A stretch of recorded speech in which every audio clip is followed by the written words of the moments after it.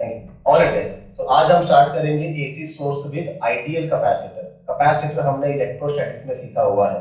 अब यहाँ पे भी जो सबसे पहला पॉइंट है वो है डायग्राम। साथ बातें यहाँ पे भी आने वाली है। अब इसमें सबसे पहली बात देखिए ध्यान से, ये हमारा कैपेसिटर है जिसका कैपेसिटेंस है सी, कितना? और अब इस कैपेसिटर को ये देखिए हमने एसी सोर्स लगा दिया है। अब लास्ट टाइम ही कहा था जब जब हम एसी सोर्स लगाते हैं उसके नीचे क्या लिखना है, E equal to plus minus E naught sine omega T. Third derivation हम ईएमएफ से ही स्टार्ट कर रहे हैं। अब ईएमएफ से स्टार्ट किया है तो सीधी सी बात है, हमें सर्किट का क्या कैलकुलेट करना है, हमें सर्किट का करंट कैलकुलेट करना है। अब सवाल ये है सेकंड पॉइंट कि करंट कैलकुलेट कैसे करेंगे। रजिस्टर था तब तो बड़ा आसान था, हमने सिंपली ओहम्स लॉ लगा दिया, E is equal to R. पर कैपेसिटर में ऐसा नहीं कर सकते, ओहम्स लॉ नहीं लगा सकते। तो देखते क्या कर सकते हैं। सेकंड पॉइंट है कैलकुलेशन ऑफ इंस्टेंटेनियस करंट। अब इसके लिए हमें दो फॉर्मूले जरा याद करने हैं। सबसे पहला फॉर्मूला ये है, ध्यान से देखिए, as I is equal to what? Q by T. Current is equal to charge upon तो यहां से हम लिख सकते हैं, या फिर इसको ऐसे रखते हैं, current is equal to charge upon time. पर अब सवाल ये है कि चार्ज की जगह पे हम क्या लिखेंगे। तो कैपेसिटर में जाते हैं, याद करो कैपेसिटर में yes C is equal to Q by V, यहां पे लिखता हूं, and as capacitor C is equal to what? Q by V। Of course वहां पे कैपिटल Q लिखा था, यहाँ पे स्मॉल q लिखेंगे। लेकिन ये V मतलब क्या है, पोटेंशियल। यहाँ पे V की जगह पे क्या आएगा, E। तो ये फॉर्मूला बराबर है, इधर लिखता हूं, therefore Q is equal to C into V। Here Q is equal to C into E। Guys ये देखिए कुछ नहीं किया, V की जगह पे E लिख दिया। अब E का इक्वेशन हमें पता है ना, तो यहाँ से Q का फॉर्मूला क्या आया, plus minus C E naught sine omega T. ये रहा गाइस आपका चार्ज का फॉर्मूला। ये अब बस यही फॉर्मूला उठा के यहां पे पुट करेंगे तो हमें क्या मिल जाएगा, current. Therefore current I Q by T की जगह पे आप D Q by D T भी लिख सकते हैं, rate of change of charge, नहीं rate of change of charge. So ये आएगा therefore D by D T किसका, क्यू का ना, और क्यू की जगह पे क्या लिखना है, plus minus C E naught sine omega T. बस इसको सॉल्व करेंगे तो हमें इंस्टेंटेनियस करंट बड़े आराम से मिल जाएगा। अब चेंज क्या हो रहा है, टाइम। टाइम के साथ चेंज क्या हो रहा है, ओमेगा टी मतलब थीटा। तो सिर्फ इसको डेरिवेट करना पड़ेगा, बाकी सी क्या है, capacitance is constant, E not भी क्या है, उनको बाहर निकालेंगे। So therefore instantaneous current is what? Plus minus C E naught d by dt किसका, sin omega t का। अब आप ही बताइए sin omega t का डेरिवेटिव क्या आएगा, cos माइनस नहीं आएगा, इंटीग्रेशन माइनस आएगा, डेरिवेटिव में cos omega t आएगा, लेकिन इसमें ओमेगा कांस्टेंट है तो ओमेगा से मल्टीप्लाई भी करना पड़ेगा। So guys finally instantaneous current is plus minus C E naught omega cos omega। ये रहा आपका instantaneous current। पर इसमें दिक्कत है, दिक्कत क्या है सुन लो। अब तक हमने EMF हो या करंट हो उसको हमेशा साइन फंक्शन के फॉर्म में लिखा है, साइन ओमेगा टी, ताकि ग्राफ बराबर 0 से हम स्टार्ट करें, एक्सप्लेन कर सके। इधर एक cos है, cos नहीं चलेगा, cos को साइन में लिखना पड़ेगा। न्यूमेरिकल में भी कभी-कभी cos देते हैं तो आपको कुछ नहीं, cos को साइन में लिखना है। मेरा सवाल बस ये है, cos ओमेगा t को अगर साइन में लिखने जाओ तो क्या आएगा, cos थीटा को साइन थीटा में लिखना है तो कैसे लिखते हैं, cos theta is equal to sine theta plus 90। अरे नई बात नहीं कर रहा हूं, ये देखो ना, cos theta is equal to what, sine of theta plus 90 मतलब ये पाई बाय 2, बराबर है ना ये। अब बस थीटा की जगह पे क्या लिखना है, omega T. So guys this is it, finally current का इक्वेशन आ रहा है, थोड़ा अच्छे से लिखते हैं। अच्छे से लिख जरा इसको, कलर भी चेंज करते जरा, देख लीजिए प्लस माइनस वैसे ही लिखा आया ना। ओमेगा सी को पहले लिखते हैं, फिर यहाँ पे ई नॉट लिखता हूँ, और कॉस ओमेगा टी की जगह पे आएगा sign omega T plus pi by 2। ये है गाइस आपका इंस्टेंटेनियस करंट। कब? when AC source is connected to capacitor। फर्क समझ लो, फर्क। जब AC सोर्स रजिस्टर को लगाया था तब इंस्टेंटेनियस करंट का इक्वेशन आया था E naught by R into sine omega T, और जब कैपेसिटर के साथ लगा रहे हैं तो ऐसा आ रहा है। और एक बात नोट करो, ईएमएफ का खुद का इक्वेशन ये है E not sine omega T, लेकिन करंट में साइन ओमेगा टी नहीं आ रहा है, sign omega T plus pi by 2 आ रहा है। अगर दोनों में साइन ओमेगा टी आता तब हम क्या कहते हैं कि ईएमएफ और करंट दोनों साथ साथ चल रहे हैं, मतलब दे आर इन फेज। यहाँ पे ऐसा नहीं है, फर्क है दोनों में, मतलब दोनों साथ साथ नहीं चल रहे। अब इसका मतलब क्या, हम थोड़ा डिटेल में आगे देखेंगे। पहले ये समझ में आया, ये छोटा सा डेरिवेशन सॉर्ट ऑफ समझ में आया, करंट निकाला। अब क्या करें? टेबल। अब क्या करें? तीसरा पॉइंट क्या होता है? टेबल। चलिए स्टार्ट करते हैं।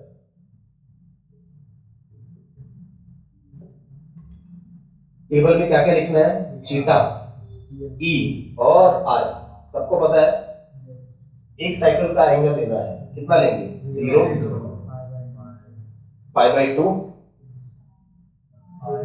पाई 3 पाई बाय 2 मतलब है 270, and last but not the least 2 पाई मतलब 360। हाँ या ना? अच्छा, इसको डिग्री के फॉर्म में भी लिख सकते हैं, 0, 90, 180, 270, 360। इसको टाइम के फॉर्म में भी लिख सकते हैं।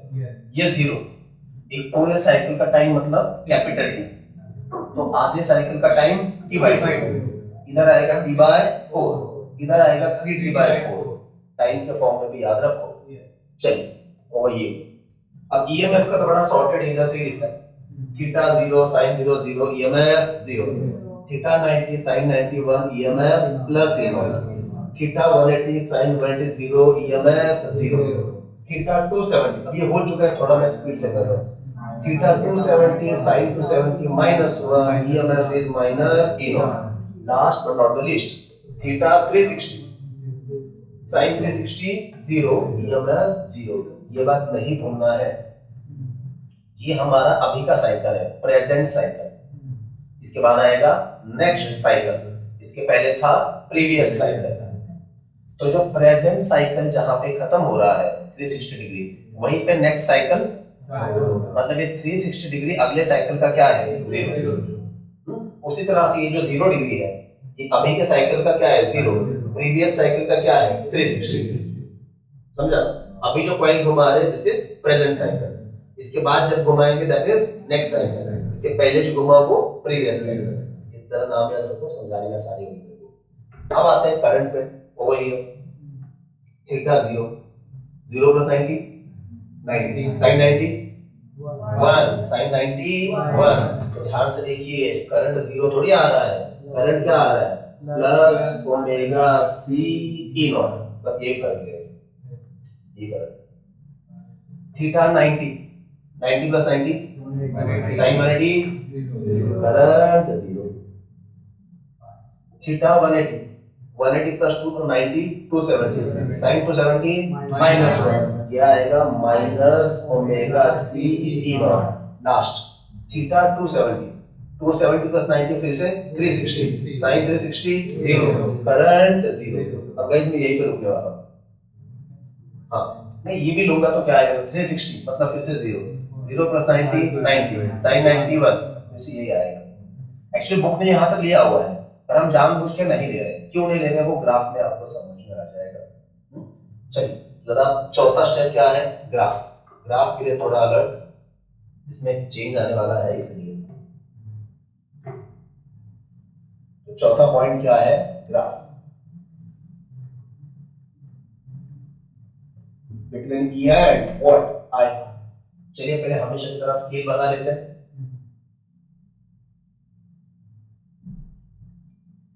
ये वाई एक्सिस बना लिया मैंने, थोड़ा जगह कम पड़ जाएगा, इसलिए ग्राफ थोड़ा छोटा सा बनाऊंगा।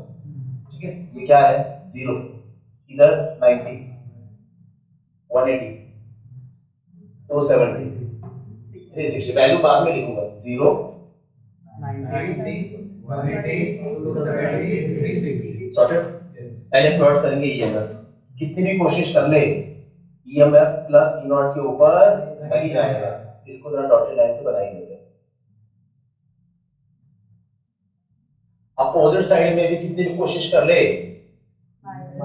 ईएमएफ माइनस ई नॉट, मतलब अपोजिट साइड में भी ई नॉट से ऊपर, ये माइनस बस ये समझा रहा है इन अपोजिट डायरेक्शन, बाकी कुछ नहीं, बाकी वैल्यू तो ई नॉट ही है।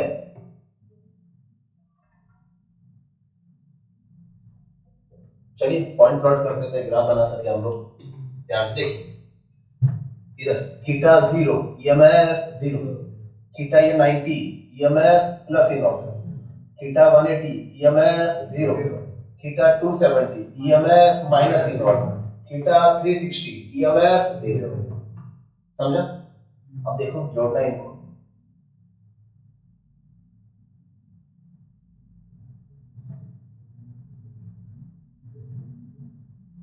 ये देखो जोड़ दिया, और यहाँ पे एरो करके क्या लिख सकते हैं, E इक्वल टू, बोलते रहिए,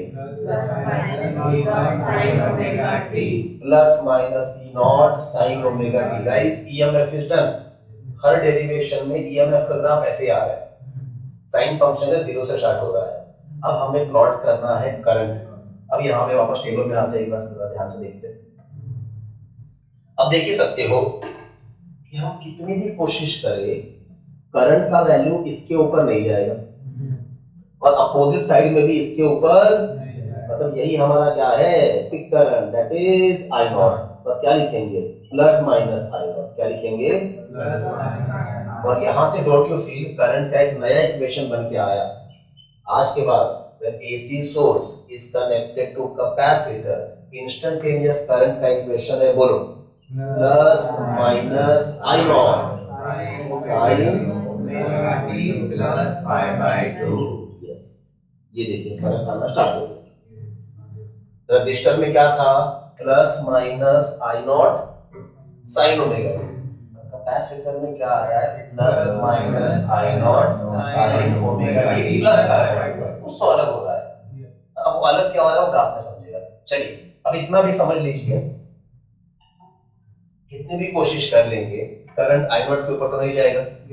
तो मान लीजिए इधर मैं प्लॉट कर रहा हूं आई नॉट, ये क्या है, प्लस आई नॉट, और इतना ही नीचे, तो ये क्या है, माइनस आई नॉट।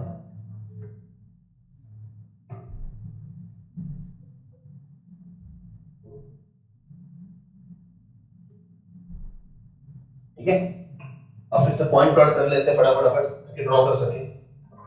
अच्छे ध्यान दीजिए, थीटा 0 तो करंट कितना है, टेबल में देखिए ना, थीटा 0 करंट आई नॉट, तो थीटा 0 है तो करंट कितना है, प्लस आई नॉट। ये 90 है गाइस, थीटा 90 करंट 0, देखिए इधर थीटा 180 करंट माइनस आई, 180 है तो current minus I not, and theta 270 current फिर से 0। अब चाहे तो मैं एंगल लिख देता हूं, ये एंगल कितना इधर, पाई बाय 2, ये कितना है पाई, और ये कितना है 3 पाई बाय 2, और last but not the least 2 पाई। ठीक है, तो अगर इसको जोड़ना भी चाहो ना गाइस, तो ये देखो ऐसा आता है,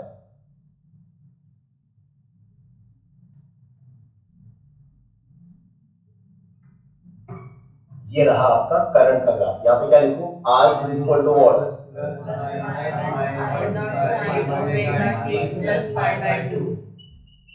सॉर्टेड। अब जरा फर्क समझो, फर्क समझो, ईएमएफ जब 0 पे था तब करंट ऑलरेडी अपने पिक वैल्यू पे पहुंच गया था, मैक्सिमम वैल्यू पे पहुंच चुका था। फिर जब ईएमएफ मैक्सिमम वैल्यू पे गया तब करंट 0 पे आ गया। जब ईएमएफ 0 पे गया तो करंट अपने फिर से अपोजिट साइड में मैक्सिमम वैल्यू को गया। मेन तो इधर से आपको समझ में आएगा। जब ईएमएफ जीरो है तो करंट मैक्सिमम पे पहुंच चुका है, इसका मतलब करंट पहले ही स्टार्ट हो चुका होगा। अगर करंट भी साइन फंक्शन है, मतलब ग्राफ जीरो से स्टार्ट ऐसे आना चाहिए, शेप देखो नहीं कैसा आ रहा है, इधर आना चाहिए ना, ऐसे नीचे आना चाहिए। साइन फंक्शन हमेशा ऐसा होता है, ऐसा, पर हमारे ग्राफ में करंट हमें ऐसा दिख रहा है, इसका मतलब करंट इसके पहले ही स्टार्ट हुआ होगा। ये समझना है आपको। ईएमएफ जब जीरो था तब अगर करंट ऑलरेडी पीक पे पहुंच चुका है, मतलब करंट इसके पहले ही स्टार्ट हो चुका है। अब इसके पहले स्टार्ट मतलब क्या, वो जरा समझ लो, ये नई चीज है, बुक से थोड़ा हटके कर रहे हैं हम लोग, ध्यान से देखिए। ये आपका पॉइंट है। अभी का साइकिल कौन सा है, प्रेजेंट साइकिल। ये 0, 90, 180, 270, 360, ठीक है। अब जाएंगे प्रीवियस साइकिल में, इसके पहले वाला। तो जब प्रेजेंट साइकिल का जो जीरो है, प्रेजेंट साइकिल का जो जीरो है वो प्रीवियस साइकिल का क्या है, 360। अब ये देखो उल्टा घुमा रहा हूं, ये क्या है, प्रीवियस साइकिल का 270, ये क्या है, प्रीवियस साइकिल का 270। तो ये जीरो मतलब, ये जीरो मतलब, या फिर ऐसे लिखता हूं, ये पूरा का पूरा क्या है, प्रेजेंट साइकिल, क्या है, प्रेजेंट साइकिल। और ये 0 डिग्री मतलब क्या है, 360 डिग्री, किसका, प्रीवियस साइकिल का। तो ना जरा मैं टेबल को इधर एक्सटेंड कर रहा हूं, और ये क्या है, 270 डिग्री, किसका, प्रीवियस साइकिल का। जरा कंजूसी करके जगह बना के यहाँ पे लिख के देता हूँ, ये 270 किसका है, प्रीवियस साइकिल का।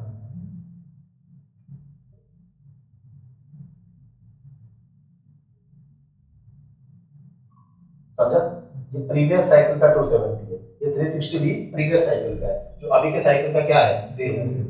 अब कर लो वापस, अब तो यहाँ पे 270 प्लस 90, 360, करंट कितना आएगा, 0। करंट कितना आएगा, क्योंकि प्रीवियस साइकिल मतलब ग्राफ में 0 से पहले आना पड़ेगा, क्योंकि ये 0 मतलब प्रीवियस साइकिल का 360 ना। तो यहाँ पे मैं प्लॉट करता हूँ प्रीवियस साइकिल का क्या, 3π/2 मतलब 270। तो गाइस आपका जो करंट है ना, तो ये देखिए ऐसा है, ऐसा, ये बन गया आपका एक्चुअल ग्राफ। अब यहां से आपको क्लियर कर समझ में आ रहा है कि कौन पहले स्टार्ट हो रहा है और कौन बाद में स्टार्ट हो रहा है। कौन पहले स्टार्ट हो रहा है, करंट। कौन बाद में स्टार्ट हो रहा है, ईएमएफ। पहले स्टार्ट कौन हो रहा है, करंट। बाद में स्टार्ट कौन हो रहा है, ईएमएफ। दोनों साथ साथ नहीं चल रहे, मतलब यहाँ पे दोनों के टाइमिंग में फर्क है, मतलब यहाँ पे दोनों का फेज डिफरेंस आएगा। तो ये समझा दो, ये 0 से आगे प्रेजेंट साइकिल है, पर अभी का 0 मतलब प्रीवियस साइकिल का क्या, 360, और 360 से पहले क्या आता है, 270, किसका, प्रीवियस साइकिल। वही 270 ऐड किया 90 में तो 360, साइन 360 0, करंट 0। लेकिन ये पूरा यहाँ से आगे ग्राफ किसका है, प्रेजेंट साइकिल का। तो प्रीवियस साइकिल के लिए मैं इधर आया हूँ पीछे थोड़ा सा, ये 0 मतलब प्रीवियस साइकिल का 360, ये रहा प्रीवियस साइकिल का 270, करंट यहाँ से स्टार्ट हो रहा है। अब टेक्स्ट बुक में देखेंगे तो बताता हूँ ग्राफ कैसा है। पहली बात तो ये वाला साइड ड्राइंग देखिए, उन्होंने फिर से ये एंगल लिया 360, 360 प्लस 90 मतलब 0 प्लस 90, 90। करंट कितना आएगा, I0। तो उन्होंने इसको ऐसे ऊपर ऐसे जोड़ दिया, ऐसे इधर जोड़ दिया, मतलब करंट का ग्राफ ऐसे आता है, ऐसे ऐसे। पर इससे ना कुछ समझ में नहीं आएगा आपको कि कौन आगे चल रहा है कौन पीछे चल रहा है। कौन आगे चल रहा है कौन पीछे चल रहा है समझ में आना है तो दोनों वेव बराबर ऐसे ड्रॉ करने चाहिए, ताकि समझ में आए कौन आगे चल रहा है कौन पीछे चल रहा है। जो आप इधर देख सकते हैं, इसको देख के क्लियर कर समझ में आ रहा है कि करंट पहले स्टार्ट हुआ है। अब वो क्यों पहले स्टार्ट हुआ है वो तो हम डिस्कस करेंगे, पर ध्यान से देखिए, वापस कह रहा हूं, जब ईएमएफ 0 पे था तब करंट ऑलरेडी अपने मैक्सिमम वैल्यू तक पहुंच चुका था, मतलब करंट उससे पहले स्टार्ट हुआ था। ये पता है कैसा है भाई, दो दोस्तों की कहानी। रजिस्टर के वक्त मैंने क्या कहा था, दोनों स्टेशन से निकले, एक ही साथ निकले और 1 घंटे के बाद एक ही जगह पे पहुंचे, मतलब दे आर इन फेज। पर अब जब मैं स्टार्ट करने जा रहा हूँ वॉक करना, तो मुझे पता चला कि मेरा दोस्त ऑलरेडी 2 किलोमीटर आगे जाके पहुंच चुका है। इसका सिंपल मतलब है वो मेरे से पहले स्टार्ट हुआ है, तभी तो वो मेरे से 2 किलोमीटर आगे जाए खड़ा है। मतलब वो मुझे क्या कर रहा है, lead. The word is lead, LEED। अब मैं चलना स्टार्ट करूंगा, लेकिन मेरा दोस्त भी तो चलना स्टार्ट करेगा, पर वो हमेशा मेरे से 2 किलोमीटर आगे ही रहेगा। मतलब that person is what, leading, LEAD, leading. या उल्टा बोलना है तो आई एम लैगिंग। लीड का उल्टा is lag, LAG, lag. Lag मतलब पीछे चलना, लीड मतलब आगे चलना। यही वर्ड इस्तेमाल करने हैं। तो ध्यान से देखिए, कौन पहले स्टार्ट हुआ है, मतलब कौन आगे चल रहा है, करंट। मतलब कौन लीड कर रहा है, करंट। कौन लैग कर रहा है, EMF। अब बात है कितने से, कितने से, कितने से मतलब क्या निकालना है, एंगल। अरे कितने से तो इतने से ना गाइस, कितने से। और ये कितना है, π/2 है। तो मॉरल ऑफ द स्टोरी, ये π/2 क्या है, फेज डिफरेंस है। क्या है, बिटवीन EMF एंड करंट। ये फेज डिफरेंस है गाइस, फेज डिफरेंस रजिस्टर में था ही नहीं, कैपेसिटर में है। तो फाइनली पांचवा पॉइंट क्या लिखना है मुझे, phase difference between what, E and I, E and I।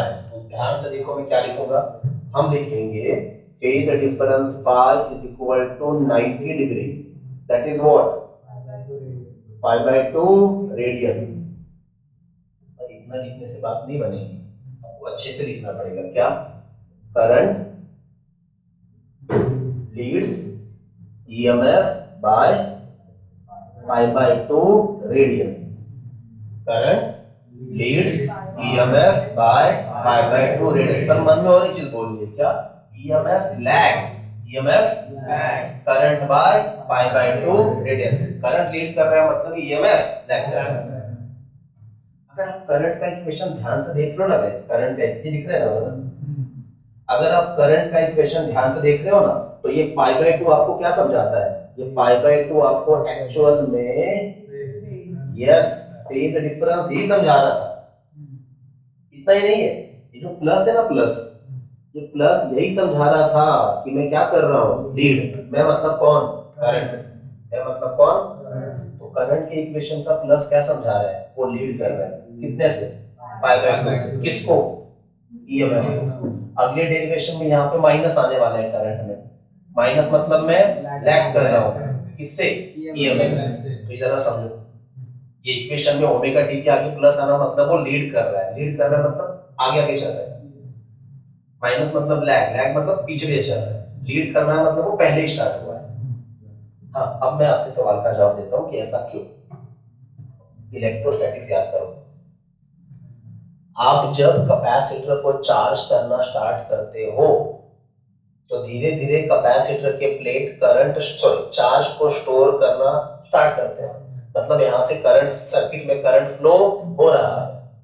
फिर ऐसे करते करते करते करते जब दोनों जगह पे चार्ज जम जाते हैं, plus Q and minus Q, तब दोनों प्लेट के बीच में पोटेंशियल डिफरेंस सेट हो जाता है। वो कितना है, E। तो पहले क्या फ्लो हुआ, करंट, चार्ज मतलब ही करंट। और फिर जब चार्ज हुआ, पूरा कैपेसिटर फुल्ली चार्ज हुआ, तब दोनों प्लेट के बीच में क्या सेट हुआ, पोटेंशियल डिफरेंस। कितना, E।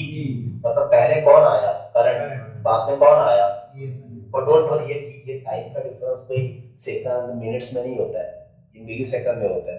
हमें तो रियलाइज भी नहीं होगा क्या हो रहा है अंदर, हमें तो रियलाइज भी नहीं होगा। जैसे ये हमें समझ में आता है क्या, AC है, देखो ना, करंट बढ़ रहा है घट रहा है, तो करंट बढ़ रहा है घट रहा है तो लाइट का जो ग्लो है वो कम ज्यादा होना चाहिए ना, बल्ब ग्लो होना चाहिए, डीम होना चाहिए। पर हमें इसे महसूस नहीं होता। क्यों महसूस होगा, एक सेकंड में कितनी बार कॉइल घूम रहा है, 50 बार। कितनी बार, अरे अपना फ्रीक्वेंसी 50 हर्ट्ज है ना, तो अगर एक सेकंड में 50 बार घूम रहा है, 50 बार ऊपर नीचे ऊपर नीचे ऊपर नीचे, तो आपको इफेक्ट नजर ही नहीं आ रहा है, हो रहा है वो, पर आपको इफेक्ट नजर, हमारी आंखें इतनी सेंसिटिव है ही नहीं कि पकड़ पाए। सेंस, ये समझा। अरे कितनी बातें हो गई, 7 कहां से हो गई, 5 ही हो गई। अब छठी बात क्या है, फेजर डायग्राम।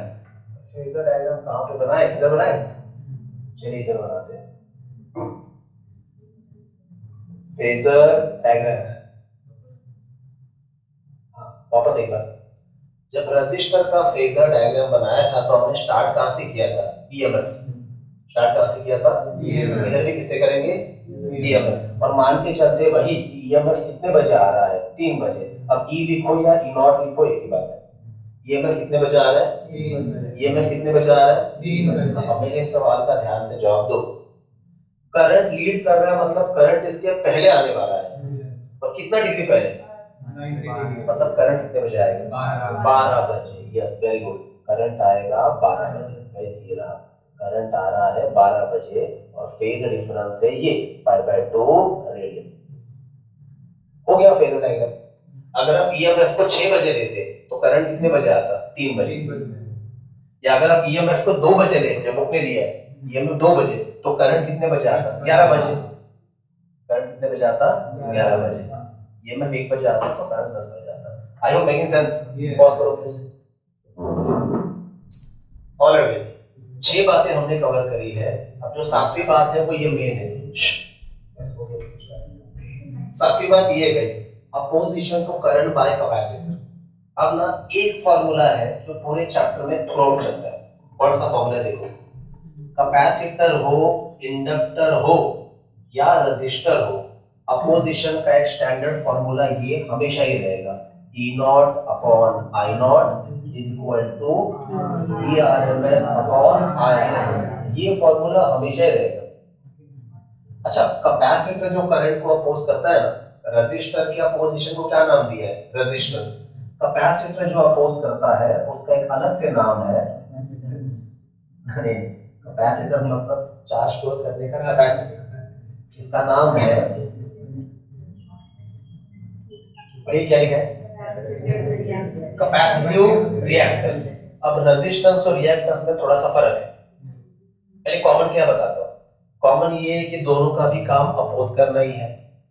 रेजिस्टेंस का यूनिट भी ओहम ही है, रिएक्टेंस का यूनिट भी ओहम ही है, पर दोनों में फर्क है। ठीक है, खैर फर्क अभी 2-3 मिनट में आ ही जाएगा। Reactance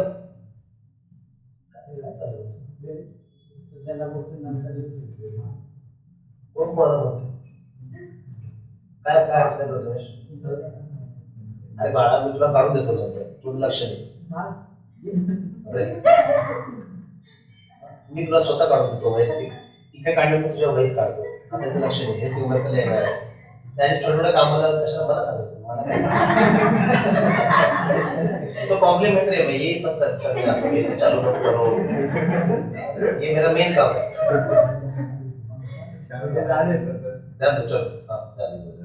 so guys, capacitive reactance, reactance को हम डिनोट करते हैं बाय x, रेजिस्टेंस को कैपिटल R, वैसे रिएक्टेंस को x, पर क्योंकि कैपेसिटर का है तो सफिक्स में लिखना है xc।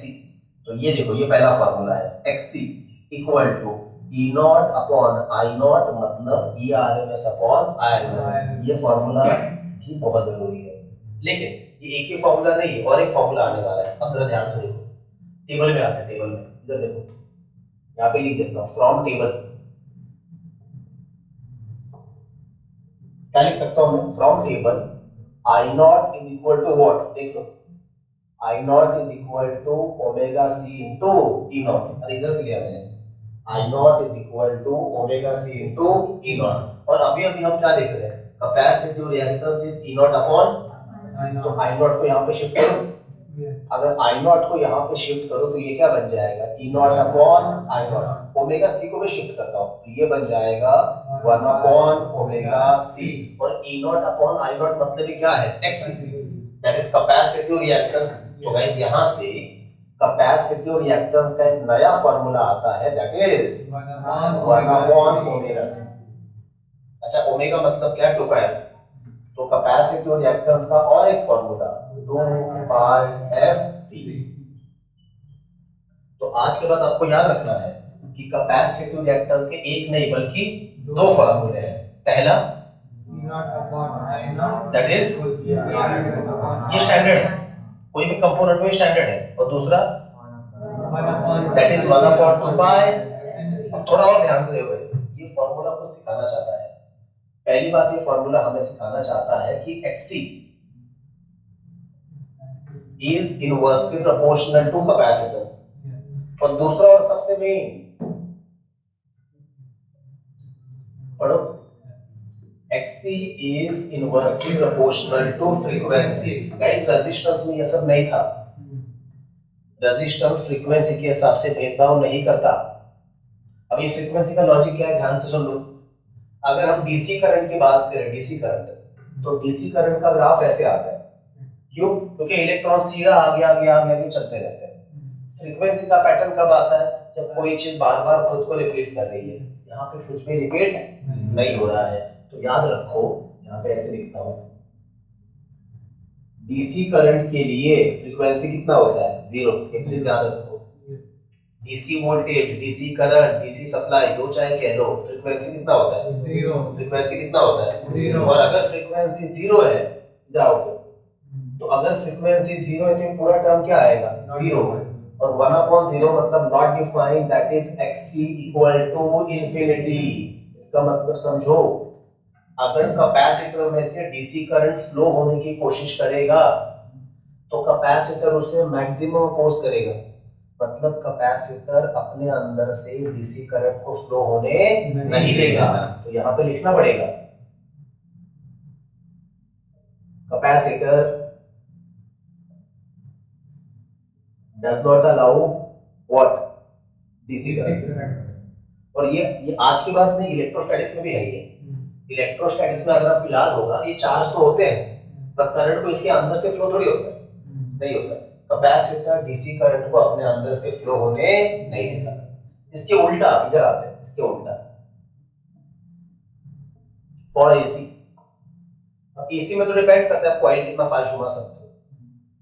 1 सेकंड में 50 बार घुमाए तो फ्रीक्वेंसी 50 हर्ट्ज, 1 सेकंड में 60 बार घुमाया तो फ्रीक्वेंसी 60 हर्ट्ज। आसान भाषा में, फॉर एसी सिग्नल फ्रीक्वेंसी बढ़ेगा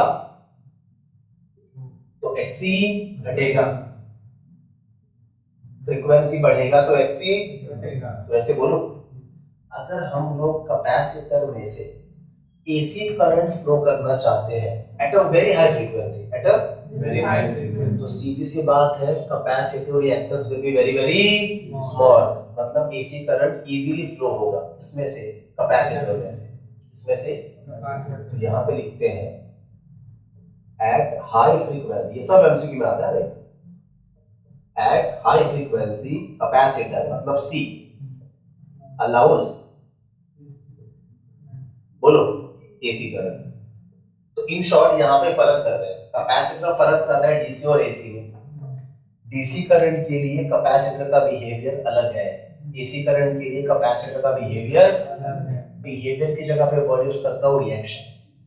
डीसी करंट के लिए कैपेसिटर का रिएक्शन अलग है, एसी करंट के लिए कैपेसिटर का रिएक्शन अलग है, इसीलिए यहाँ पे नाम है रिएक्टेंस।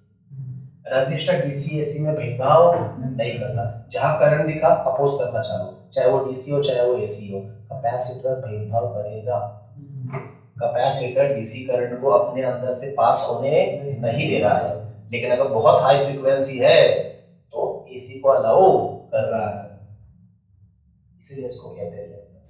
ये एमसीक्यू में आता है कि कैपेसिटर किसको अलाउ करता है, एसी को, किसको अलाउ नहीं करता है, डीसी को।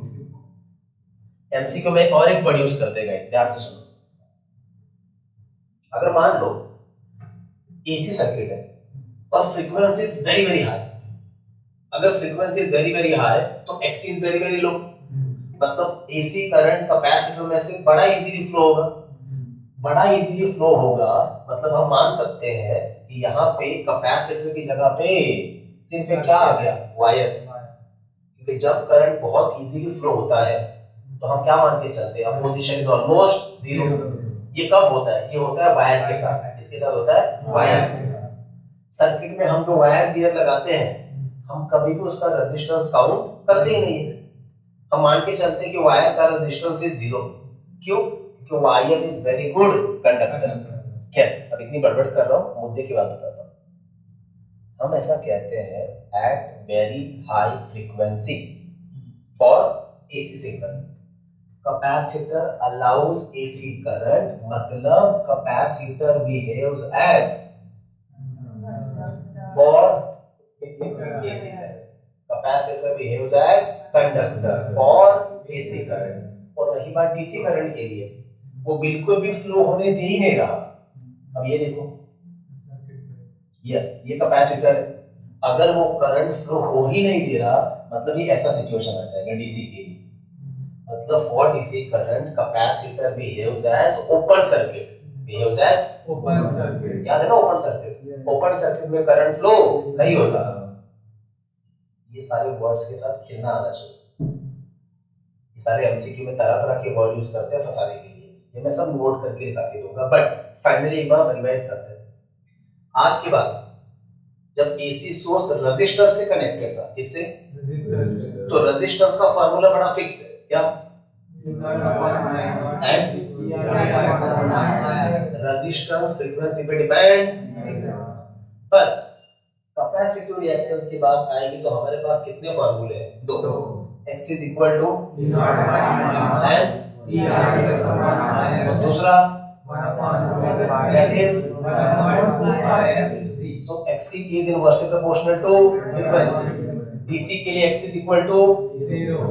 अरे dc के लिए एक मिनट, dc के लिए frequency is 0 but x is equal to infinity। मतलब कैपेसिटर डीसी करंट को अलाउ नहीं कर रहा है, पर हाई फ्रीक्वेंसी पे एसी करंट को अलाउ कर रहा है। बाकी रिएक्टेंस का यूनिट भी क्या है? ओहम।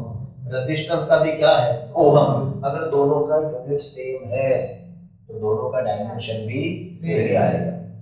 तो जो रेजिस्टेंस का डायमेंशन वही रिएक्टेंस का डायमेंशन। रिएक्टेंस एक नया टर्म है अपने लिए, इसके पहले किसी भी चैप्टर में रिएक्टेंस था ही नहीं। आप ये सोचे हो कि इलेक्ट्रोस्टैटिक्स में भी कैपेसिटर था पर उसमें रिएक्टेंस का जिक्र भी नहीं था। क्यों नहीं था? क्योंकि पूरे चैप्टर में आपने कैपेसिटर को सिर्फ क्या लगाया था? बैटरी। आपने एसी सोर्स नहीं लगाया। रिएक्टेंस की बात कब होती है? जब डीसी लगाया तो क्या होगा, एसी लगाया तो क्या होगा। इस तरह का जब कंपैरिजन आता है तब रिएक्टेंस की बात करनी पड़ती है। आई होप मेरी सेंस। तो 7 बातें पूरी हो गई है, ये यहां से न्यूमेरिकल करेंगे। एंड आउट लिया। अच्छा, कभी कभी न्यूमेरिकल में ओमेगा भी देते। ओमेगा का यूनिट रेडियन पर सेकंड, रेडियन पर दिख रहा है, xc inversely proportional to omega. अच्छा, इसमें एमसीक्यू ऐसे आते हैं, ध्यान से देखो कि फ्रीक्वेंसी कांस्टेंट है, फ्रीक्वेंसी और कैपेसिटेंस डबल कर दिया, मतलब c की जगह पे 2c, तो xc कितना होगा? हाफ। देखो ना, हाफ इनवर्सली प्रोपोर्शनल है ना। हाँ क्या ना, अब गाइस थर्ड डेरिवेशन है, रेजिस्टर हो गया, कैपेसिटर हो गया। Now AC source with pure inductor. अब इंडक्टर हमें ईएमआई चैप्टर से पता है, इट इज अ कॉइल जिसके पास खुद का इंडक्टेंस होता है L। अब प्योर इंडक्टर मतलब क्या, वो जरा ध्यान से सुन लो। वैसे तो कॉइल भी किसी ना किसी मटेरियल का ही बना हुआ है, तो कॉइल के पास रेजिस्टेंस भी होता है और इंडक्टेंस भी होता है। पर हम जब कहते हैं प्योर इंडक्टर, उसका सिंपल मतलब है कि कॉइल का रेजिस्टेंस काउंट नहीं करना है। मान के चलना है कि कॉइल का रेजिस्टेंस कितना है? 0। न्यूमेरिकल में ऐसा नहीं देंगे, न्यूमेरिकल में मोस्टली इंडक्टर का रेजिस्टेंस भी देते हैं और इंडक्टेंस भी देते हैं, पर इस डेरिवेशन में हमसे क्या लेंगे? इंडक्टेंस। ठीक है, चलिए स्टार्ट करें। 7 बातें। सबसे पहली बात क्या है? डायग्राम। डायग्राम ध्यान से देख लीजिए। ये हमारे पास एक इंडक्टर है जिसका इंडक्टेंस है L, और ये देखिए हमने इसे जोड़ दिया है एसी सोर्स। हमेशा की तरह डेरिवेशन स्टार्ट किससे करना है? ईएमएफ से। तो सोर्स के नीचे क्या लिखना है? E equal to plus minus E not sine omega t। और कैलकुलेट हमेशा की तरह क्या करना है? करंट। तो स्टेप नंबर 2, अब तक हम 2 बार ऑलरेडी कर चुके हैं, आपको अंदाजा तो आ गया है। Calculation of instantaneous current. Calculation of instantaneous current. अब सवाल बस ये कैसे निकालेंगे, मैं फिर से याद दिला रहा हूं। रेजिस्टेंस के वक्त तो हमने ओहम्स लॉ लगा दिया था, देखिए रेजिस्टेंस के वक्त तो हमने ओहम्स लॉ लगा दिया था। कैपेसिटर के टाइम हमने पहले चार्ज निकाला, फिर डीक्यू बाय डी किया। इधर वैसा नहीं कर सकते, इधर क्या करना है? देखो इधर ईएमआई चैप्टर का एक कांसेप्ट काम आएगा। हम सबको पता है जब जब कॉइल में करंट चेंज होता है, तब कॉइल में से पास होने वाला मैग्नेटिक फील्ड भी चेंज होता है, उसकी वजह से कॉइल के अंदर का मैग्नेटिक फ्लक्स भी चेंज होता है, और उसकी वजह से कॉइल के अंदर भी ईएमएफ इंड्यूस होता है। उसी को तो नाम दिया था सेल्फ इंडक्शन। तो ध्यान से देखो, यहाँ पे लिखते हैं due to self induction, due to self induction EMF किधर, इन इंडक्टर। अब याद करो, सेल्फ इंड्यूस जो ईएमएफ होता है इसे हम और एक नाम से जानते हैं, ईबैक। क्या नाम से जानते हैं, ईबैक। और इसका फॉर्मूला है minus L D I by D T. हमें ये करंट तो कैलकुलेट करना है, तो पहले हमने ईबैक निकाला। अब ये ईबैक इधर ही आएगा, जगह बना के लिखता हूं, ये ईबैक इधर ही आएगा, हाँ या ना। तो अब इस सर्किट में कितने ईएमएफ है, दो, ई और ईबैक। समझा? ये कहां से उठाया, ईएमआई से। अब जाना है करंट इलेक्ट्रिसिटी वाले चैप्टर में। उधर क्यों जाना है, उधर केवीएल था, किरचॉफ्स वोल्टेज लॉ। किरचॉफ कहते हैं in a close loop, in a close loop the algebraic sum of all the EMFs and potential drops equal to 0। अब इस लूप में पोटेंशियल ड्रॉप तो नहीं है पर ईएमएफ है, कितने हैं, दो। तो क्या लिखेंगे, E plus E back equal to 0। यही पे लिखता हूं, थोड़ा जगह का कमी हो जाएगा। अप्लाइंग केवीएल, बोलो, E plus E back is equal to what, is equal to what, 0। हाँ या ना? अब एक काम करें, therefore E प्लस और E बैक की जगह पे क्या लिखना है मुझे, minus L D I by D T equal to what, 0। ये माइनस बन जाएगा, प्लस बन जाएगा। therefore E is equal to what, L D I by D T. दोनों सेम ही हो जाते हैं एग्जैक्टली, पर हमें तो करंट चाहिए, तो एक काम करते हैं, डी आई को एक साइड रखते हैं, बाकी सबको शिफ्ट। तो ये देखिए ध्यान से, डी आई को अकेला रखा, ये डी टी शिफ्ट हो गया, E into D T, L भी शिफ्ट हो गया, ई बाय एल। ये रहा आपका डी आई, ये रहा आपका डी आई। काम अभी खत्म नहीं हुआ है।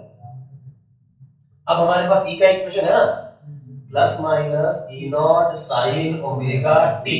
तो देयरफॉर क्या आएगा, D I is equal to, बोलो, plus minus E naught sine omega T upon L into D T, into D T. समझा? अभी क्लियर है? बराबर जा रहे? अब यहाँ से बोलो करंट कैसे निकालेंगे,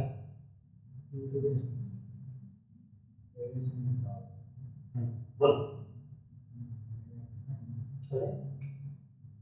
बोल।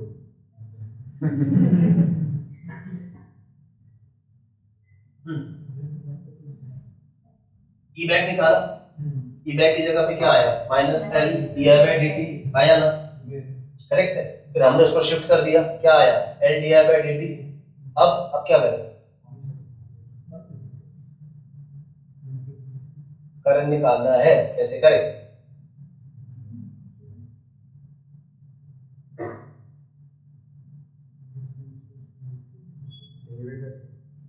अरे इतना क्या सोच रहे, बराबर बोल रहे थे, इंटीग्रेशन करना पड़ेगा। हाँ, तो इंटीग्रेशन करेंगे तो यहाँ पे क्या आएगा, इंटीग्रेशन ऑफ डी आई आया ना। अब टुकड़े किसके हो रहे हैं, टाइम के, और यहाँ पे करंट के। तो एडिशन किसका होगा, यहाँ पे टाइम पे, यहाँ पे करंट का। तो बाकी ये plus minus E naught upon L बाहर, और ये आएगा इंटीग्रेशन किसका, साइन ओमेगा टी डी।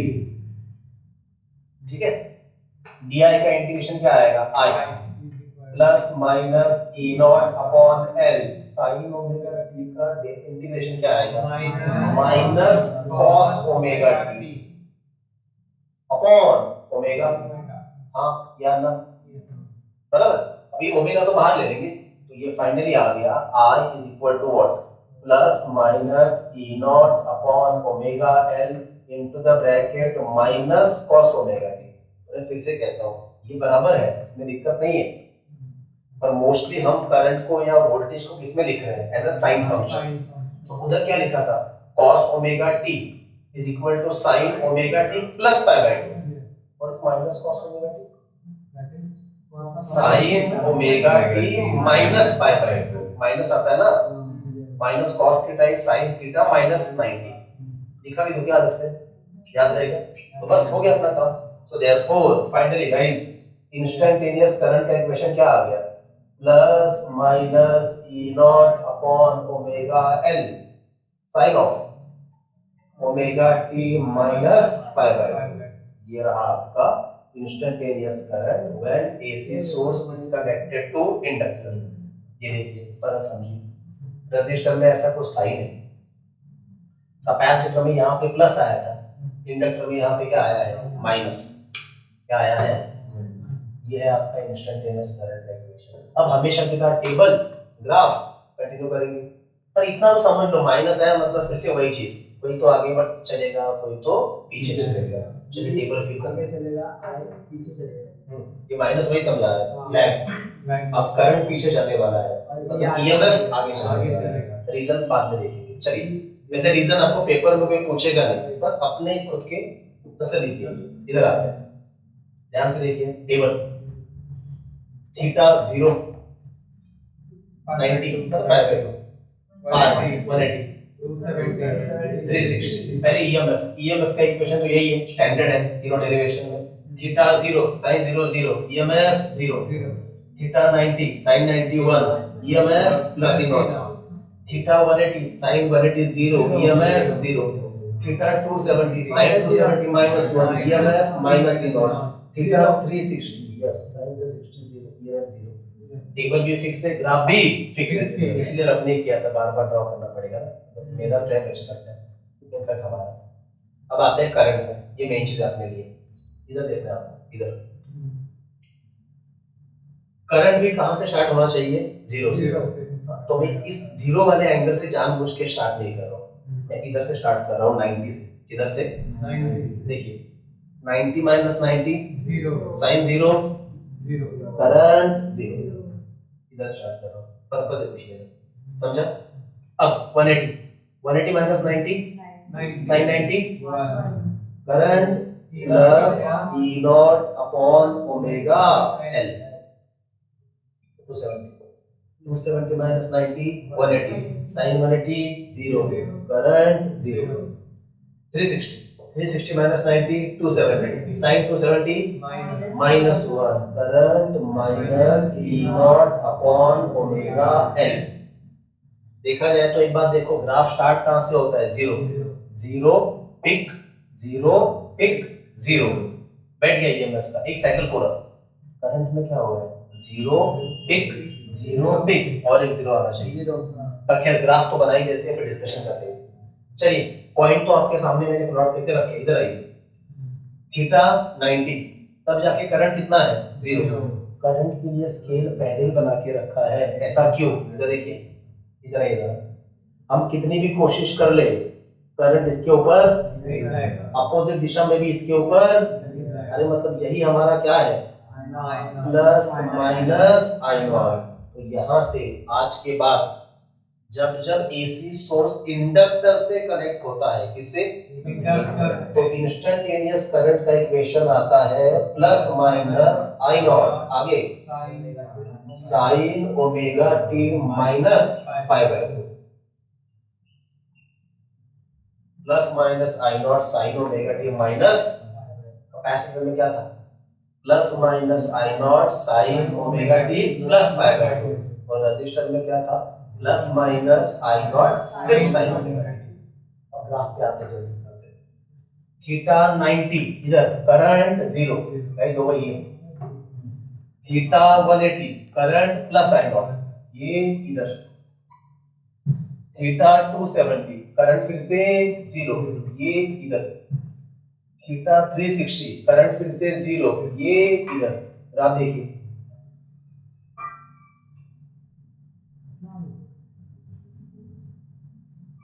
कैसे देखिए ग्राफ पूरा नहीं हो रहा है, इतना तो खुशी है, करंट कहां से स्टार्ट हो रहा है? जीरो से।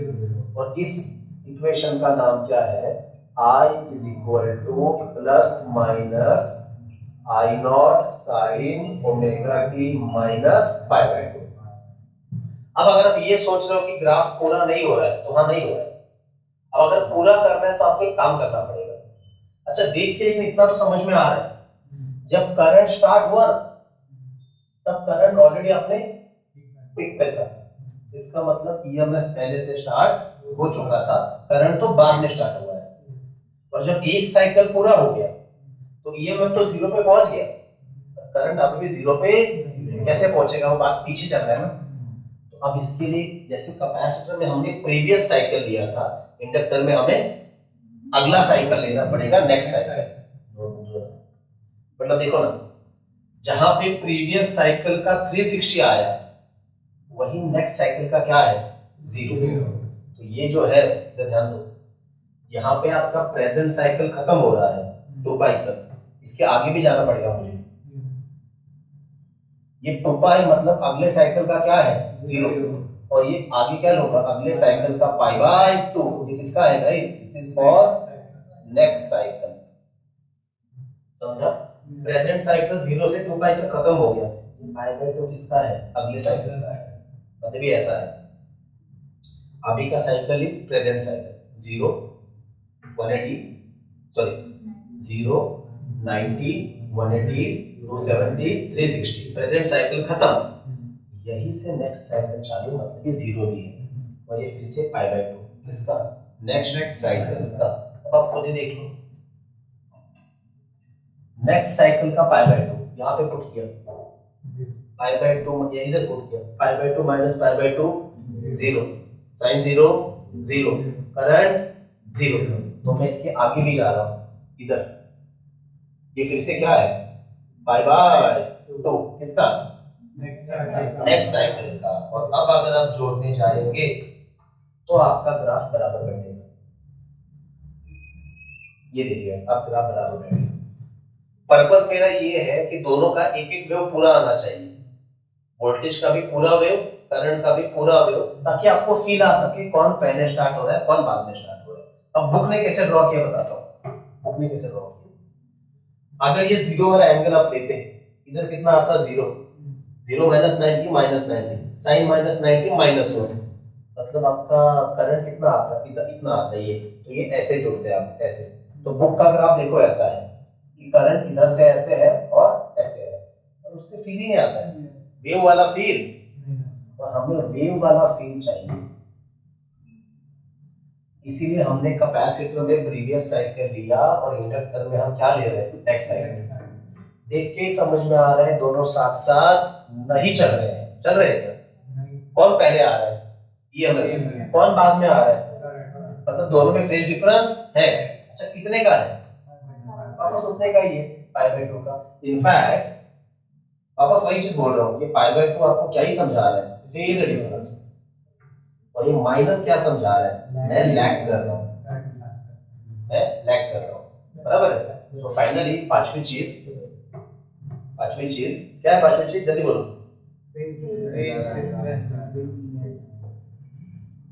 Phase difference between EMF and current कितना है? वो फिर से क्या लिखना है मुझे? Pi by 2।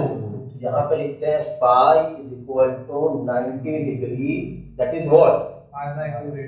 Pi by 2 radian.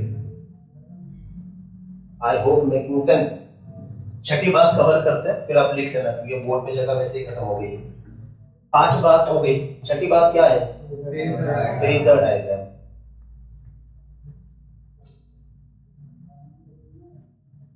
अब एज यूजुअल हम स्टार्ट कहां से करते हैं? ईएमएफ से। स्टार्ट कहां से करते हैं? और हम हमेशा ईएमएफ कितने बजे ले रहे हैं? 3 बजे। तो मान लो ईएमएफ हमने 3 बजे लिया, पर ईएमएफ पहले आ रहा है, करंट बाद में आ रहा है, और कितना एंगल बाद में आ रहा है? मतलब करंट कितने बजे आएगा? 6 बजे आएगा। करेक्ट है। ये रहा गाइस आपका आई नॉट। फेज डिफरेंस कितना है? पाई बाय 2 रेडियन। अगर ईएमएफ आप 2 बजे लेते तो करंट 5 बजे लेना पड़ता, बराबर? घड़ी में फिर ऐसा आता है, अभी सॉर्टेड। एक बार स्टार्ट पॉइंट जाते हैं। सबसे पहली बात, एसी सोर्स हमने किसको लगाया है?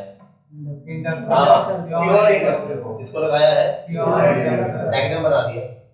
इंस्टेंटेनियस करंट कैलकुलेट करने के लिए यहाँ पे हमने दो चीजों का इस्तेमाल किया।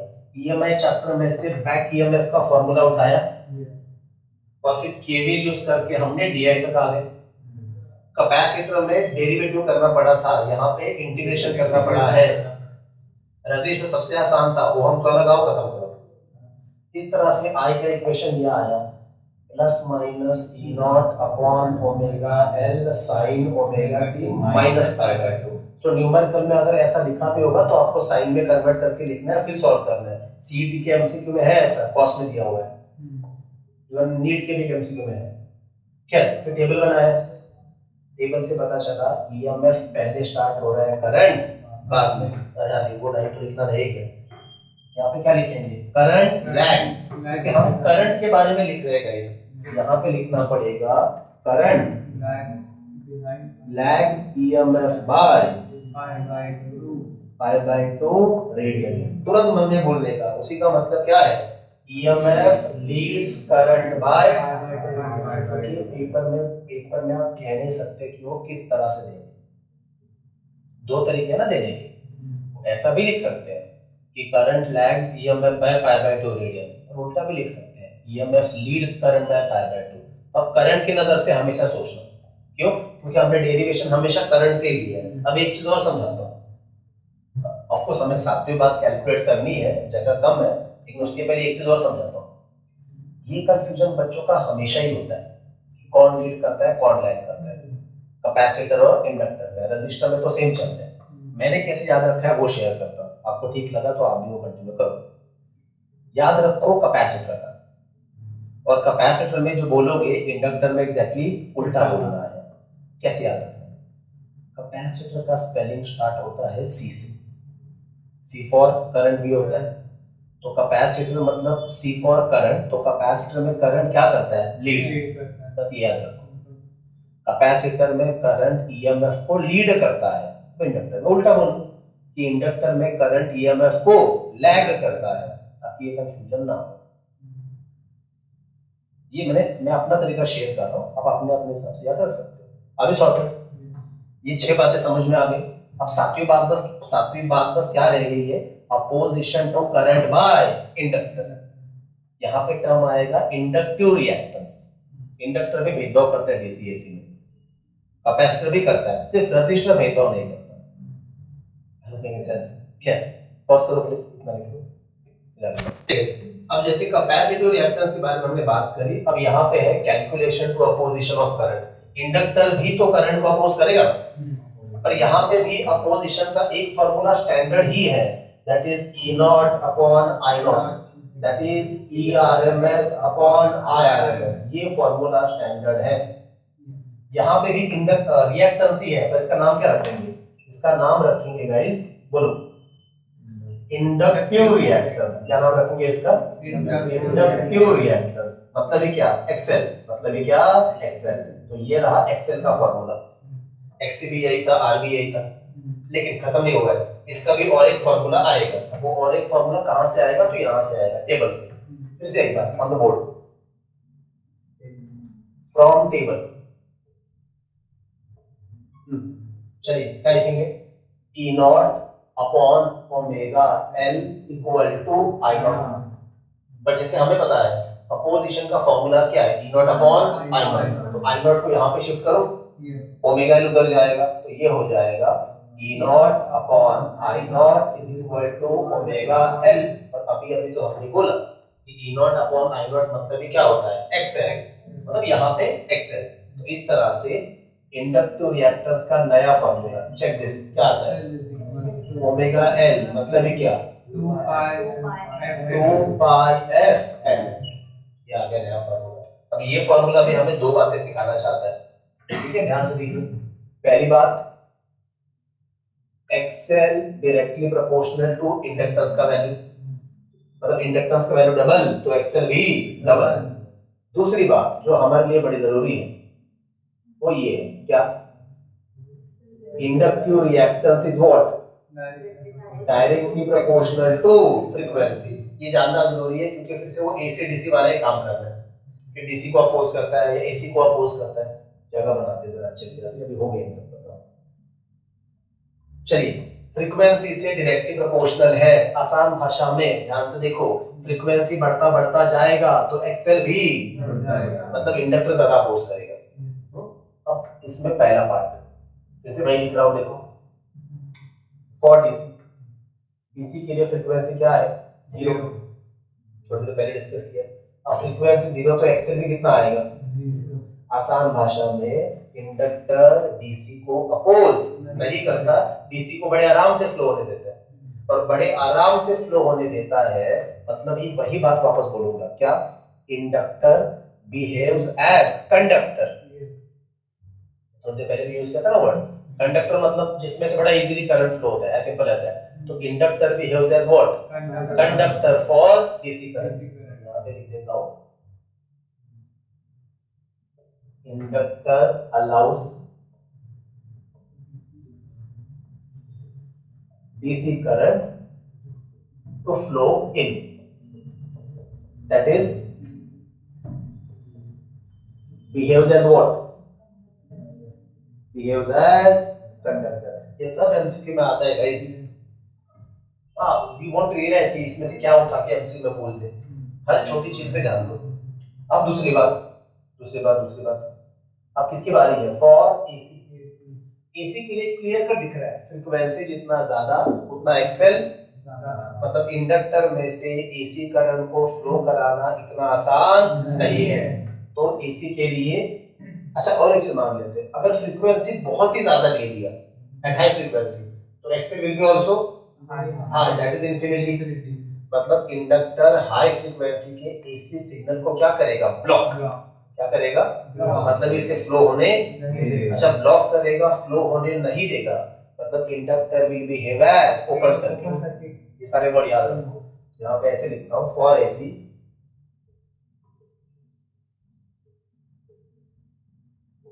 at high frequency XL tends to infinity, therefore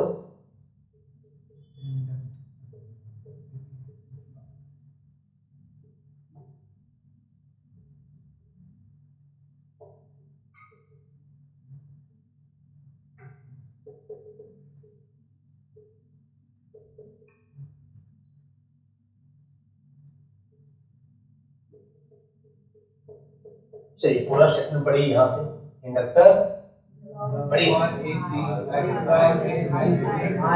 at high frequency XL tends to, so inductor that is behaved as open circuit। I hope समझा।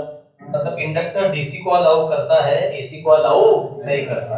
अब ये भी याद कैसे रखेंगे, इसमें भी आगे जाके बच्चों का कंफ्यूजन होता है कि इंडक्टर किसको अलाउ करता है, कैपेसिटर किसको अलाउ करता है। तो मैं फिर से याद रखने का तरीका शेयर करता हूँ, आपको ठीक लगा तो फॉलो करो।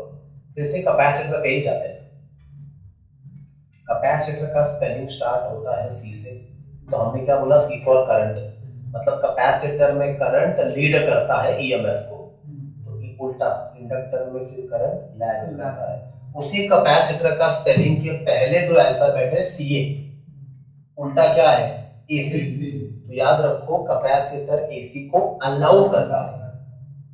अब इंडक्टर में उल्टा बोलो, अगर कैपेसिटर एसी को अलाउ कर रहा है तो इंडक्टर डीसी को अलाउ कर रहा है।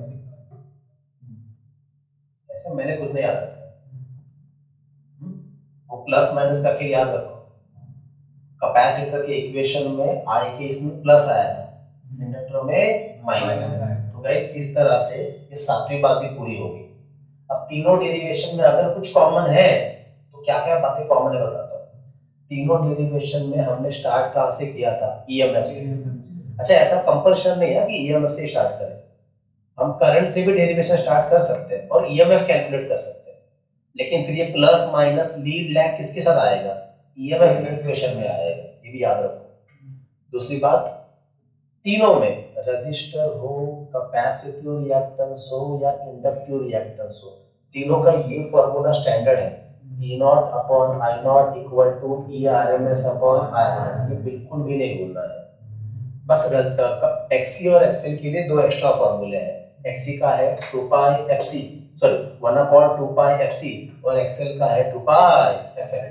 इन सब का इस्तेमाल हमें अगले डेरिवेशन में करना है, जिसका नाम है सीरीज NCR सर्किट।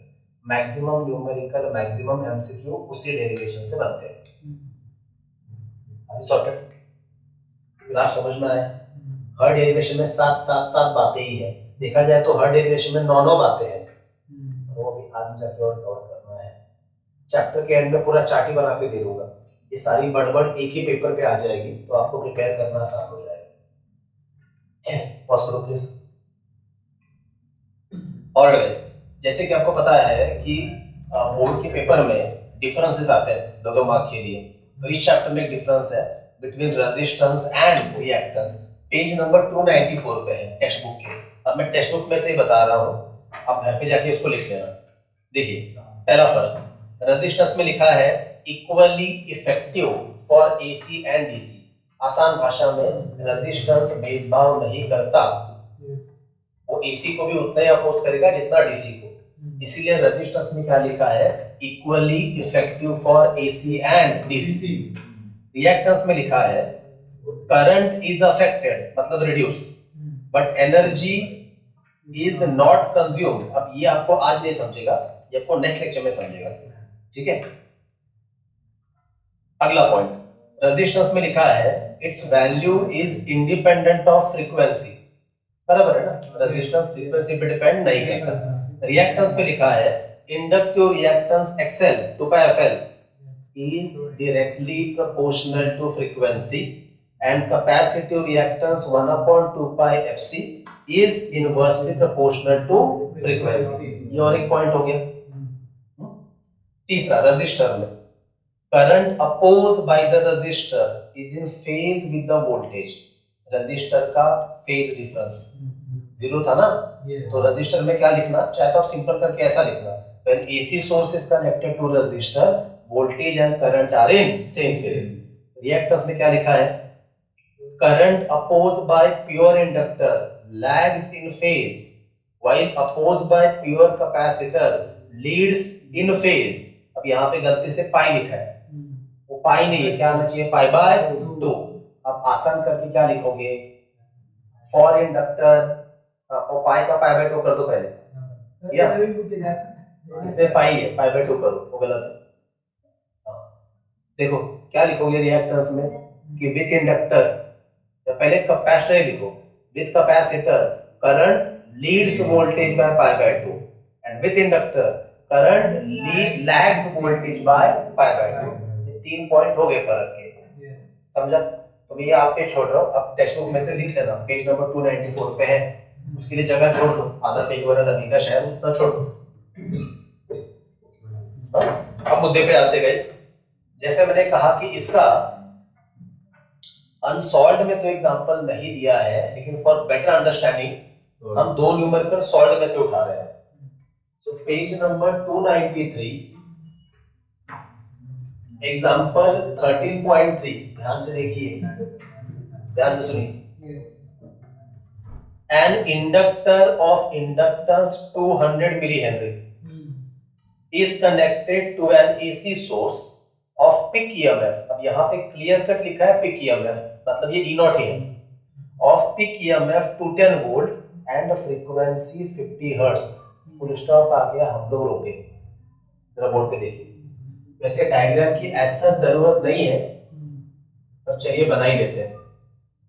ये आपका डायग्राम है, वो कह रहे हैं कि इंडक्टेंस कितना है, 200 मिली हेनरी। आपको पिक वोल्टेज दिया है, मतलब E0 210 वोल्ट, और ऊपर से फ्रीक्वेंसी भी दिया है, दैट इज 50 हर्ट्ज। आगे कैलकुलेट द पिक करंट। पहला सवाल पूछा है पिक करंट मतलब I0 निकालो। What is the instantaneous voltage, what is the instantaneous voltage of the source when current is at peak value। तो वैसे यहाँ पे दिया है कि करंट जब अपने पिक वैल्यू पे होगा, मतलब ये इंस्टेंटेनियस करंट है, ये क्या है, इंस्टेंटेनियस। तो सवाल ये है कि when इंस्टेंटेनियस करंट मतलब R, जब इंस्टेंटेनियस करंट अपने पिक वैल्यू पे होगा मतलब आई नॉट पे होगा, प्लस माइनस यहाँ पे मैटर नहीं कर रहा। जब आई नॉट पे होगा तब इंस्टेंटेनियस वोल्टेज मतलब ईएमएफ कितना होगा। ये तो आप ग्राफ से भी बता ही सकते हैं, बट फिर भी चलिए सॉल्व करते हैं। क्वेश्चन समझ में आया? अब सॉल्यूशन देख लीजिए। पहले तो कन्वर्जन कर लेते हैं। मिली मतलब 10⁻³ इधर 10⁻² है, ये कितना है 10⁻⁻1 हेनरी, करेक्ट है। अब आई नॉट निकालना है, इंडक्टर ही है तो इंडक्टर का पोजीशन क्या है एक्सएल, एक्सएल ना, और एक्सएल का बेसिक फार्मूला क्या है E naught upon I naught. तो सॉल्यूशन में देख लीजिए लिखना कैसे है,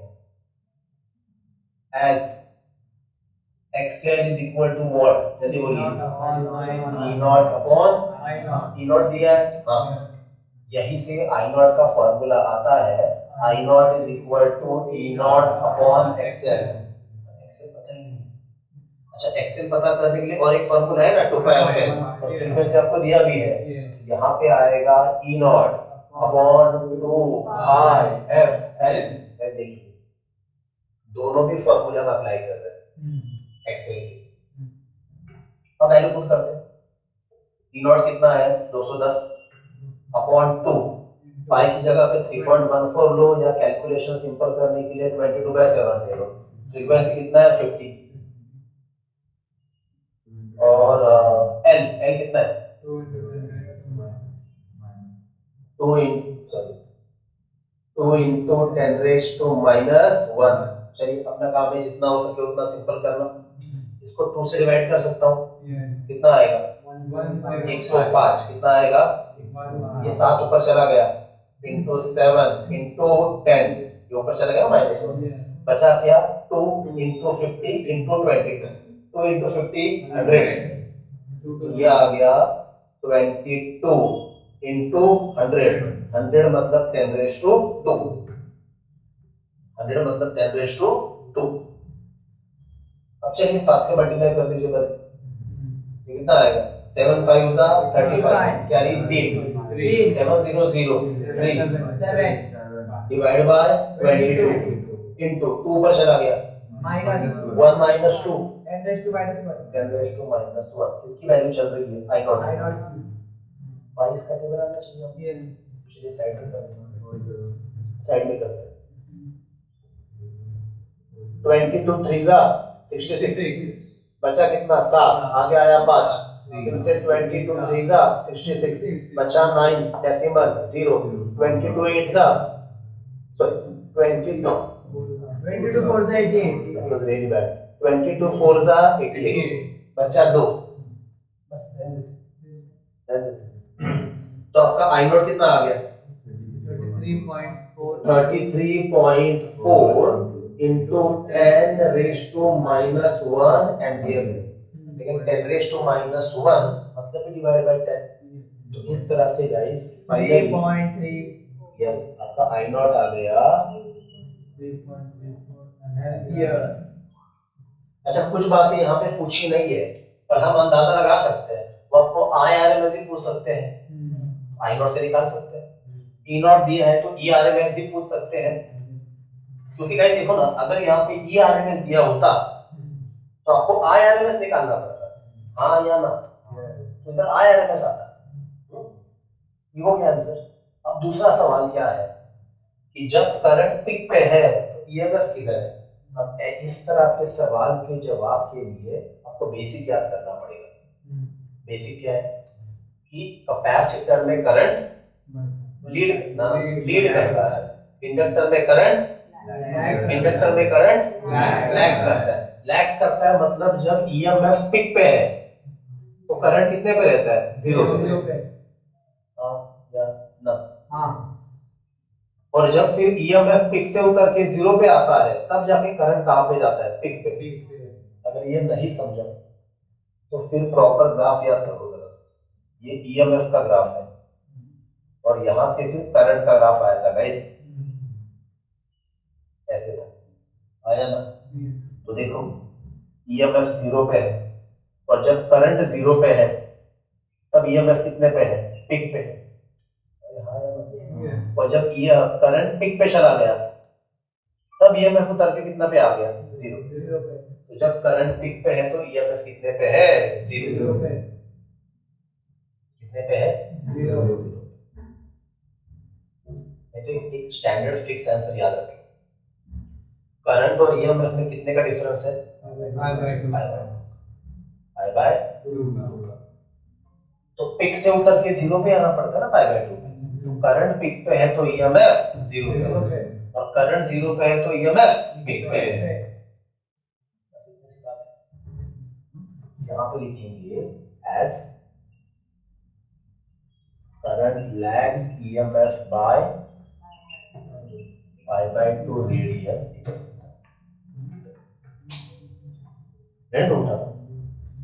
Therefore, when current is equal to what, I naught, so EMF is equal to 0। बस हो गया, अब सॉर्टेड। इस न्यूमेरिकल में हमने क्या सिखाया, पहली बात तो एक्सेल के साथ डील करना सिखाया, और ये इस तरह का सवाल, ऐसा न्यूमेरिकल सॉल्व में नहीं है। पॉज करो please. Alright guys, so this is last numerical for the day, page number 294। ये भी सॉल्व में ही है, अच्छा न्यूमेरिकल है, ये भी कुछ सिखाना चाहता है, ध्यान से देखिए। A capacitor of 2 microfarad is connected to AC source of EMF E equal to 250 sin 100 pi t। यहाँ पे आपको इंस्टेंटेनियस EMF का सीधा इक्वेशन ही दिया है, फुल स्टॉप आ गया, हम लोग रुक गए। चलिए डायग्राम बनाते हैं। तो ध्यान से देखिए, अपने पास एक कैपेसिटर है दैट इज C, और उसे हमने कनेक्ट किया है AC सोर्स को, और यहाँ का जो इंस्टेंटेनियस EMF है that is 250 sin 100 pi t। ठीक है, now write an equation for instantaneous current flowing through the circuit. मतलब जैसे ये इंस्टेंटेनियस EMF है, वैसे इंस्टेंटेनियस करंट का इक्वेशन लिखना है। ये बड़ा अच्छा काम है guys. Give the reading of AC ammeter connected to the circuit. मतलब मान लीजिए करंट मेजर करने के लिए सर्किट में एक AC एमीटर लगाया, तो उसका रीडिंग चाहिए। अब मैंने उस दिन भी कहा था, आज मैं फिर से दोहरा रहा हूं, AC एमीटर लिखे, DC एमीटर लिखे, AC गैल्वेनोमीटर लिखे, DC गैल्वेनोमीटर लिखे, या सिर्फ एमीटर या सिर्फ गैल्वेनोमीटर लिखे, आपको हमेशा याद रखना है RMS वैल्यू ही मेजर होता है। तो भले यहाँ पे AC एमीटर लिखा है, सो डोंट गेट कि I नॉट निकालना है ना, आपको यहाँ पे क्या निकालना है, RMS ही निकालना है। AC वोल्ट मीटर होता मतलब ERMS, ये उस दिन बताया हुआ है। तो चलिए पहले निकालते हैं कि इंस्टेंटेनियस करंट कैसे निकालेंगे। अच्छा, वो समझने के लिए पहले EMF के इक्वेशन पे आते हैं। पूरे इन डेरिवेशन में हमने EMF का इक्वेशन हमेशा क्या लिया है, E not sine omega t। मतलब ये जो 250 है ना, ये क्या है, E naught, that is peak EMF, और ये जो 100 पाई है ये क्या है, ओमेगा। ये क्या है, ओमेगा। अब चलिए solution on the board please. पहला,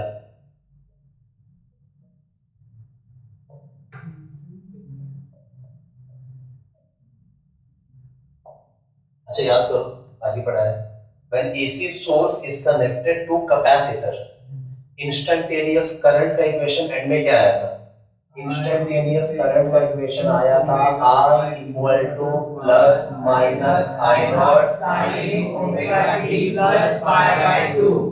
अब इसमें क्या क्या फिक्स है, देखो π/2 फिक्स है, ये प्लस भी फिक्स है, t भी फिक्स है, बस ओमेगा का वैल्यू पुट करना है जो हमें दिया हुआ है 100 पाई। तो ओमेगा की जगह पे क्या लिखने वाले हम लोग, 100 पाई सॉर्टेड। बस I नॉट कैलकुलेट करना पड़ेगा जो हमें पता नहीं है, तो इसको मैं नंबर देता हूँ इक्वेशन नंबर 1। अच्छा, I नॉट कैसे निकालेंगे, वही फॉर्मूला, इस बार किसकी बात कर रहे हैं, कैपेसिटर। मतलब फॉर्मूला किसका आएगा, capacitive reactance that is Xc। अब क्योंकि E नॉट दिया हुआ है तो हम लोग लिख सकते हैं एज, देखो ये फॉर्मूला कितने बार काम आता है, स्टैंडर्ड फॉर्मूला पोजीशन का, Xc is equal to E naught upon I naught, so therefore I naught is equal to what, E naught upon Xc। खत्म नहीं होगा, एक्सी का क्या फॉर्मूला है? 1 अपॉन ओमेगा सी या फिर 1 अपॉन 2 पाई एफ सी। अब क्योंकि ओमेगा दिया हुआ है तो हम लिखेंगे E naught upon 1 upon omega C ऊपर। तो फाइनली बोलिए एक्सी कितना आया? E naught into omega C. अरे करेक्ट, वही गलत हो गया। एक्सी दो निकाल रहे हैं। फिर से एक बार बोल रहा हूँ, एक्सी की जगह पे क्या लिखा? 1 upon omega C. Omega C ऊपर चला गया तो आई नॉट का फॉर्मूला क्या हो गया? E naught into omega C. E naught का वैल्यू कितना है? 250। ओमेगा का वैल्यू कितना है? 100 पाई। और सी का वैल्यू कितना है? सी का लिखा है इधर, तो बता वैल्यू कितना है सी का? सी का 250 2 माइक्रोफैरड। सी का वैल्यू है 2 माइक्रोफैरड। मतलब यहाँ पे आएगा 2 इंटू 10 रेज़ टू -6। अब इसको ध्यान से करते हैं, ये कितने जीरो है? 3। मतलब ये 10 रेज़ टू क्या है? 3। 10 raise to 3 into 10 raise to -6 इस 10 रेज़ टू -3। बाकी बचा क्या? 25 इंटू 1 इंटू 2 कितना आएगा? 50। 50 आगे क्या है? पाई। आगे क्या है? Pi. 50 pi into 10 raise to -3 solve करना पड़ेगा। तो 50 3.14 लिया तो भी चल जाएगा क्योंकि हमें टेबल आता है। चलिए बोलिए, 54 जा 200 कैरी 20, 51 जा और 20 70 कैरी 7, 53 जा 150 प्लस 7 157। डेसिमल के बाद 2 प्लेस है मतलब ये हट गया। Into 10 raise to -3 unit ampere. तो फाइनली हम लोग इसको ऐसे लिखे, I naught is equal to 0.15 ampere. वैसे 157 एम्पियर। यस,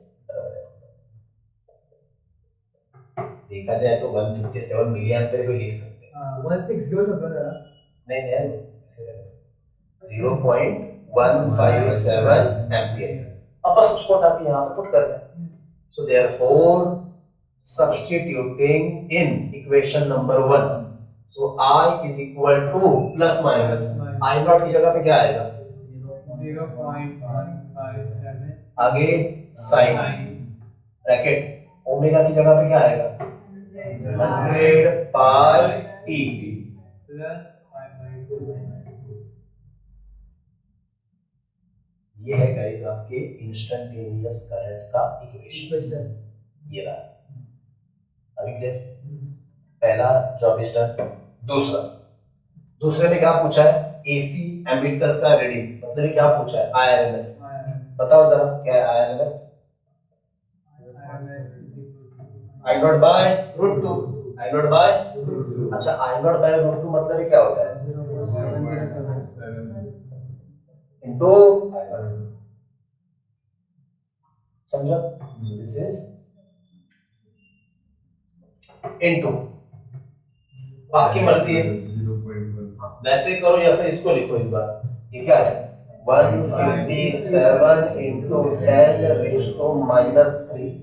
लेकिन ये अभी हम खुद से नहीं कर पाएंगे, लॉग टेबल की है, लॉग लगेगा। अच्छा इसकी 3 डेसिमल अगर राइट में लेके जाओ तो ये भी क्या होगा? 10 raise to -3, 10 raise to -3, 10 raise to -3, 10 raise to -6। तो ये आ जाएगा 7 into 157 into 10 raise to -6। Doctor बनेंगे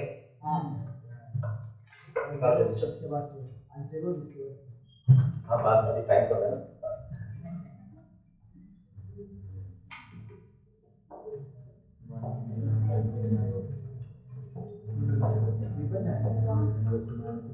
जरा पॉज कर दो हाँ। तो गाइस लॉग टेबल से सॉल्व करने के बाद 707 इंटू 157 का आंसर आता है 1.11। अभी जीरो लिखने की जरूरत नहीं है, इंटू 10 रेज़ टू 5। तो ये आएगा 1.11 इंटू 10 रेज़ टू 5। और भूलना मत आगे क्या है? 10 रेज़ टू -6। मतलब ये कितना आया? 1.11 into 10 raised to -1 एम्पियर। किसका वैल्यू है? I RMS का, और 10 raised to -1 मतलब डिवाइड बाय 10। तो फाइनली यहाँ पे लिखते हैं I RMS is equal to 0.111 ampere. Very good, 0.111 ampere. अब गाइस सबको पता है आरएमएस वैल्यू हमेशा आई नॉट से कम ही होता है। सच कहो तो 70% के आसपास होता है। देखो ना 0.707 ना, मतलब 70% के आसपास, मतलब इसका 70%, इसका 70%। आई होप मेकिंग सेंस। तो ये हो गया आपका एसी एमिटर का रीडिंग, ये हो गया आपका एसी एमिटर का रीडिंग। ये फंसाने वाले वर्ड है पर फंसना नहीं है। आई होप मेकिंग सेंस। बाकी सारे न्यूमेरिकल तो अनसॉल्व्ड में है, आगे वाले इन दोनों के नहीं थे तो हमने सॉल्व में से लिए। एंड आउट गाइस, पॉज करो प्लीज।